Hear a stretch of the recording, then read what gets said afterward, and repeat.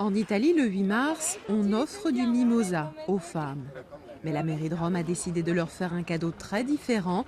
Pour les passionnées féminines d'art et de culture, les musées de la capitale étaient gratuits ce jeudi. En France, au Louvre, par exemple, je sais que l'entrée du musée est gratuite pour les jeunes en dessous d'un certain âge. Ici, en Italie, non. Donc aujourd'hui, c'est une bonne initiative pour découvrir Rome et l'art. Car pour moi, qui suis étudiante, les tarifs des musées sont trop élevés. Des visites faites par des femmes, pour les femmes, sur les femmes de l'Antiquité. Car du Colisée, on connaît plus souvent les récits de gladiateurs, d'empereurs ou de sénateurs.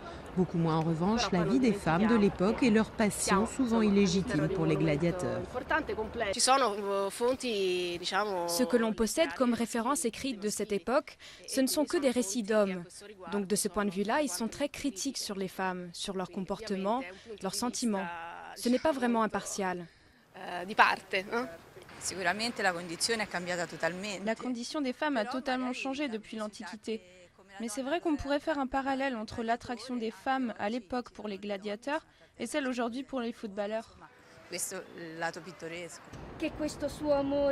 Récits sur les amours et les tourments des femmes de l'Antiquité, tout rang social confondu, mais aussi explication de certaines mosaïques. Celles-ci montrent que la difficile condition de gladiateur n'était peut-être pas réservée qu'aux hommes.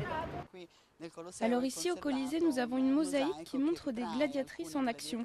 Ça devait être à l'époque un peu particulier, un spectacle atypique entre deux combats classiques. Mais nous n'en savons pas beaucoup plus. Autre cadeau réservé à celles qui ont fait la visite guidée, la possibilité d'accéder à des zones du Colisée rarement, voire jamais ouvertes au public, comme par exemple la scène de l'amphithéâtre, depuis laquelle on peut admirer de très près les sous-sols et les grilles d'où sortaient gladiateurs et animaux prêts à combattre.